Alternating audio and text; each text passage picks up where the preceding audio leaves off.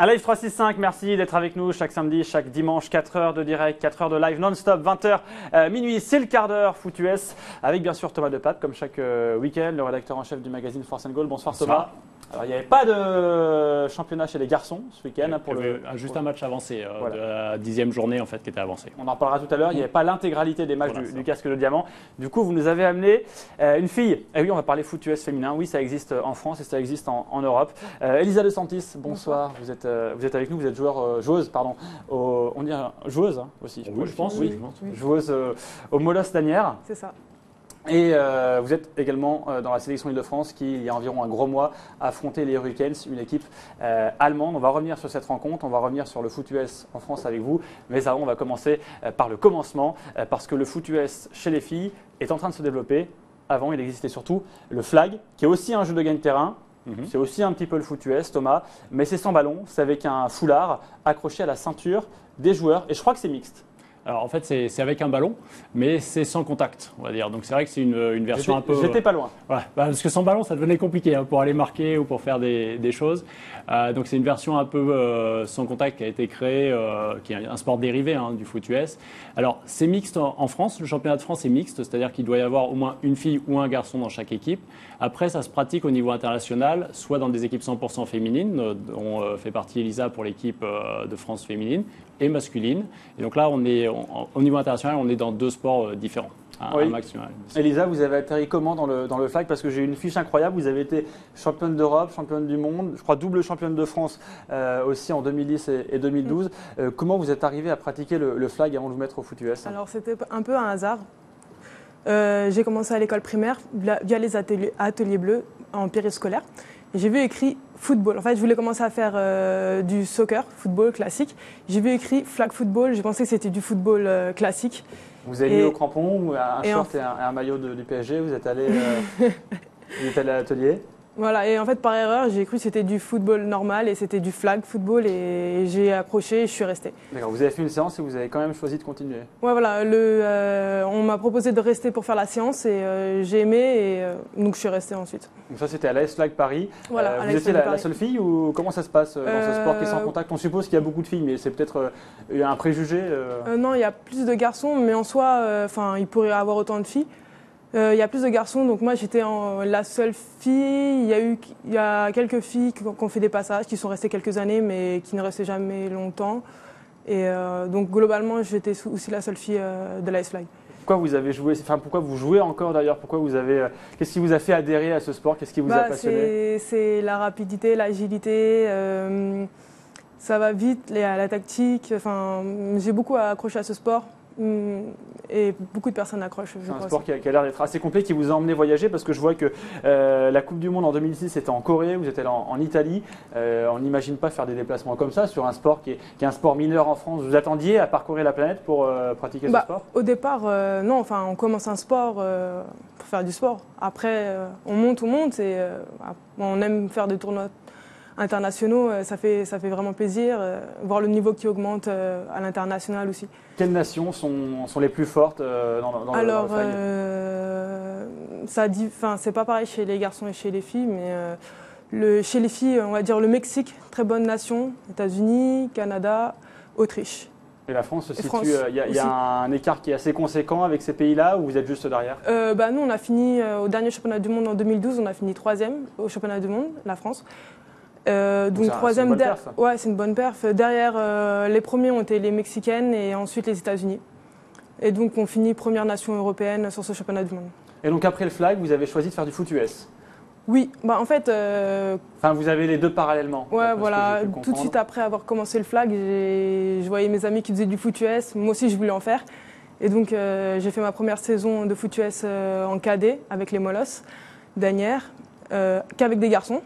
Parce que quand on est en catégorie jeune, on peut se mélanger avec les garçons. On peut faire les matchs ou c'est juste les entraînements? Non, on peut faire les matchs. Donc j'ai fait les matchs avec les cadets et l'équipe masculine. Ça s'est très bien passé, j'ai beaucoup aimé.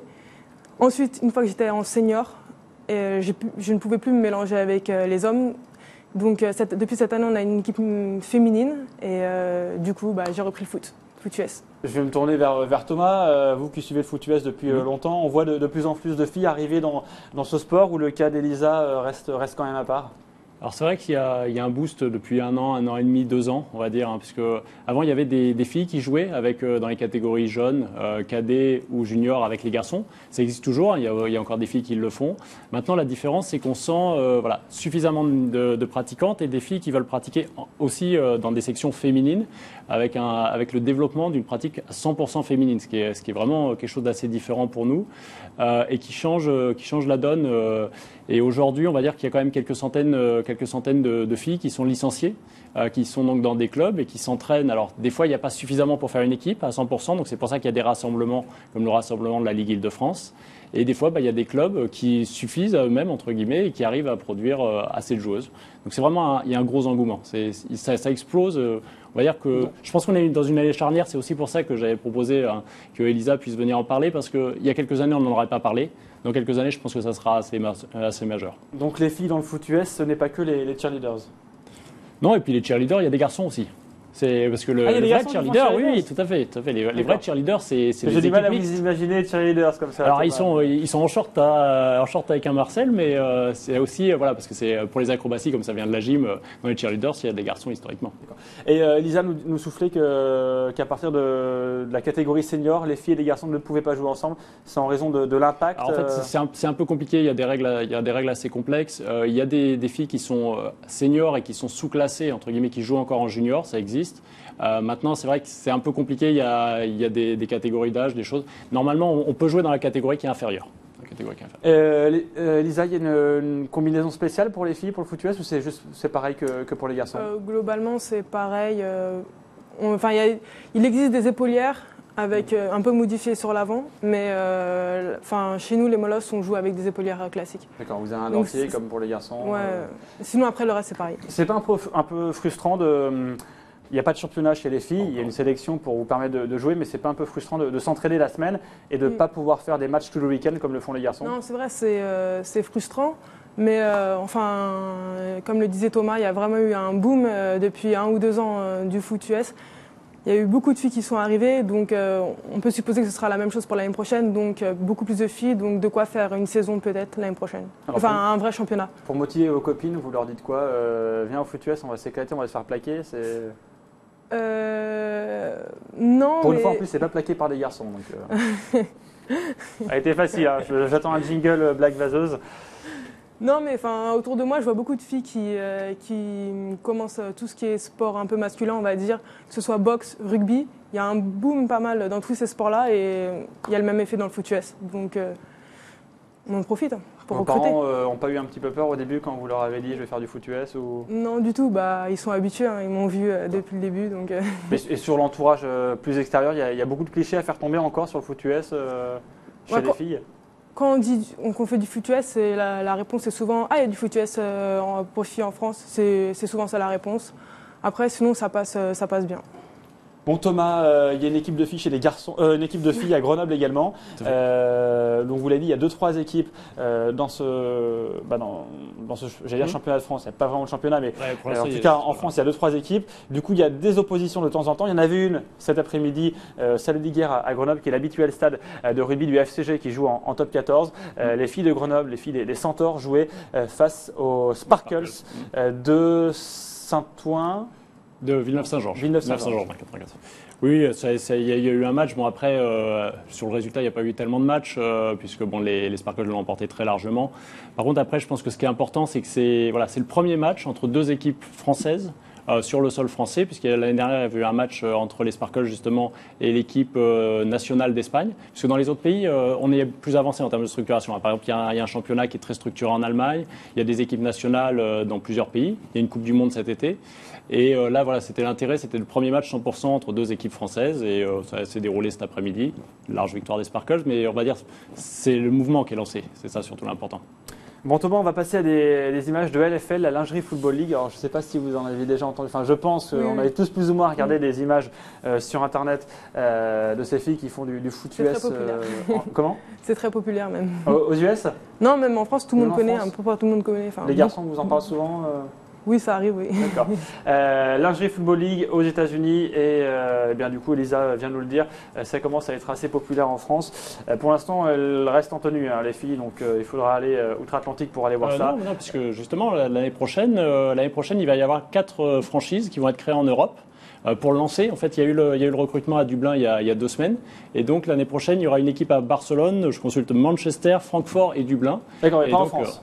Non, pour l'instant, la France n'a pas postulé pour en faire partie. Après, il faut voir ce que ça vaut aussi sportivement. C'est vrai que c'est une pratique complètement différente du foot équipé dont on parlait tout à l'heure. Alors là, on est en train de découvrir justement les images sur l'écran des téléspectateurs. A priori, on voit des filles qui ont l'air plutôt mignonnes, mais on voit que ça plaque quand même pas mal. Alors après, il y a des effets de montage, etc., mais ça a l'air assez physique. C'est pas juste des filles qui sont là pour faire la promo d'une lingerie. Alors après, c'est vrai que l'avantage du foot US, quand même relativement généralement, c'est que tous les gabarits sont bons, on va dire. Et c'est vrai que dans le foot US équipé classique, hein, comme peut faire Elisa, l'avantage c'est que quel que soit votre gabarit, vous avez votre place. Là, c'est vrai qu'on n'a pas l'impression que tous les gabarits sont dedans et on va dire qu'il y a un peu de casting.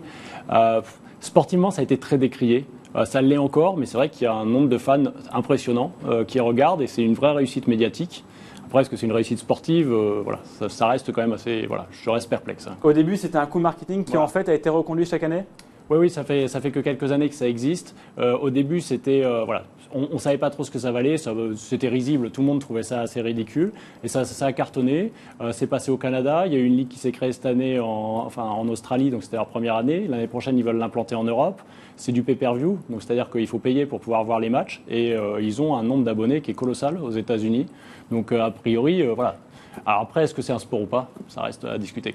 Je vais demander à Elisa ce qu'elle en pense, parce qu'elle est concernée.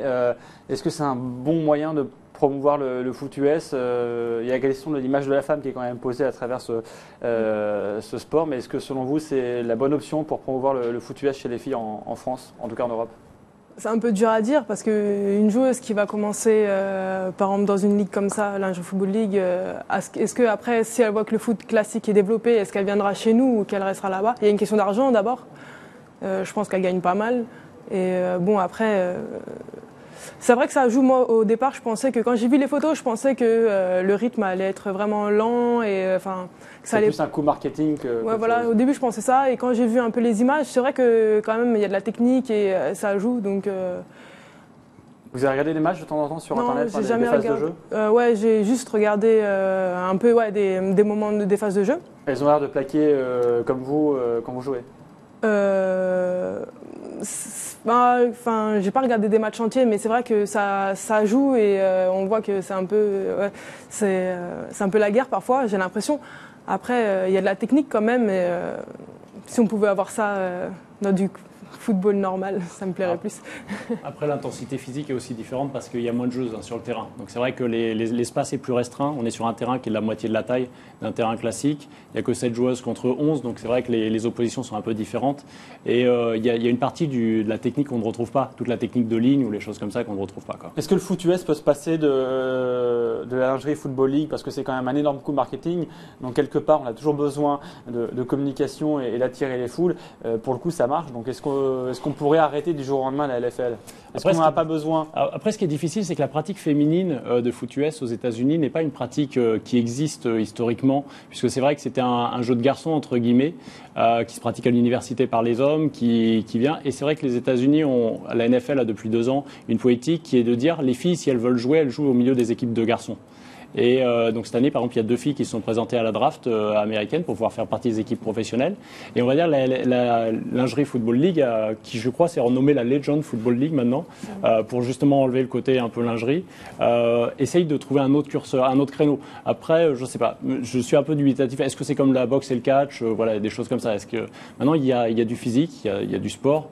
Après, est-ce que c'est... je pense qu'en France, par exemple, le travail qui a été fait par un certain nombre d'équipes en termes de communication sur l'équipé a vraiment beaucoup plus développé. Je ne suis pas sûr qu'on ait besoin. Après, il faut voir. Peut-être qu'il y aura la lingerie masculine aussi un jour en football. Peut-être, mais il y a des filles qui se sont pris au jeu, en tout cas, sur cette LFL, parce qu'elles ont même fait la grève à un moment pour protester, parce qu'elles étaient trop utilisées en tant que mannequins et non pas en tant que joueuses. Elles avaient envie de plus être montrées, de plus être exposées en tant que joueuses de foot. Donc ça veut dire qu'elles prennent quand même ce... Ah, mais ça génère beaucoup d'argent et c'est une ligue semi-professionnelle. Hein. Je veux dire, les filles en vivent. Hein. Donc c'est vraiment... Et il y a une 30aine d'équipes aux États-Unis, donc c'est pas rien du tout. Et comme je vous disais, il y a un développement international. Alors après, il est question, je voyais l'interview du président de cette ligue qui disait qu'il voulait présenter ça au JO.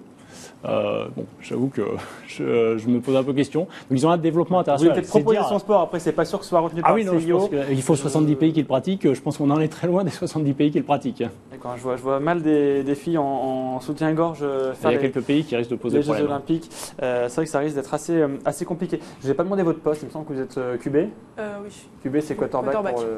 D'accord. Et vous avez tâtonné au début ou vous êtes directement Non, mis en à ce fait, poste-là? quand j'ai commencé au flag, je suis receveur. Et pour l'équipe de foot féminine, je suis quarterback. D'accord. Vous avez un quarterback préféré en NFL? Alors, il y en a qui est archi médiatisé, celui qui a gagné le Super Bowl, mais vous avez des références chez les garçons? Je parle de Tom Brady pour ceux qui... Non, mais non, j'ai pas de joueur préféré. Je regarde pas non plus des masses parce qu'il faut avoir les chaînes spéciales, etc. Et ça passe la nuit, donc je regarde pas des masses, donc je pourrais pas. Vous vous entraînez combien de fois par semaine pour être une bonne joueuse de foot US en France? Qu'est-ce qu'il faut s'entraîner 3-4 fois ou... Chez les Molosses, on s'entraîne 3 fois. Et après, en France, ça varie. En général, en France, les autres clubs, c'est 1 ou 2 entraînements par semaine. Nous, on est à 3 entraînements par semaine. C'est conséquent quand même, c'est autant que chez les garçons quasiment. Oui, un bon club de bon niveau fait 3 entraînements par semaine plus la musculation, puisque là on parle d'entraînement terrain, mais il y a aussi les entraînements de musculation qui sont indispensables. C'est quand même un sport de contact et voilà, sans musculation, le foot US va pas très loin, quoi. On va terminer avec le match que vous aviez disputé. C'était en Allemagne, c'était en France. C'était en France contre les Hurricanes. Ouais, voilà, c'est ça. Ça s'est passé comment? Parce qu'on sait que chez les garçons, les Allemands sont une grande nation du foot US. Alors je parle pour les Européens. Les filles, c'est aussi extrêmement fort. Ouais, non, chez les filles, c'est rodé. Il y a plusieurs divisions. Et donc ça joue depuis quelques années. Donc là, on a joué face à la meilleure équipe de la division 1. Et nous, on avait constitué une équipe IDF. Alors, bien sûr, on a perdu de beaucoup, mais on a quand même réussi à marquer, faire des interceptions, à progresser. Enfin, on a surtout une première mauvaise première mi-temps. Et la deuxième mi-temps était beaucoup mieux. Donc, on pense qu'on va faire un match retour en octobre. Donc, on pense que ça va donner quelque chose de beaucoup plus serré et on pense pouvoir faire beaucoup mieux. Donc, c'était assez encourageant pour les filles d'Île-de-France. Exactement. Merci beaucoup Thomas Depape d'avoir été avec nous. Je rappelle que vous êtes rédacteur en chef du magazine Force and Goal. Le foot US en France, ce n'est pas que pour les garçons. Ce soir, nous recevions également Elisa Dos Santis, joueuse au Molosses d'Asnières, la quarterback des Molosses d'Asnières. Merci beaucoup Elisa d'avoir été avec nous. On vous retrouve peut-être pour le match retour du coup face aux Allemands en attendant la LFL. Pour l'heure, il est 22h35. Je vous rappelle que le PSG mène toujours 1-0 au Stade Gerland à Lyon. Le PSG, au moment où je vous parle, est champion de France 19 ans après son dernier titre en 1994. Tout de suite, le JT de la rédac, 3-6-5 secondes d'infos, toute l'actu sportive à retenir, qui seront suivies par le best-of des ITV Business, bien sûr. ITV Business présenté chaque jour par Patrick Chen.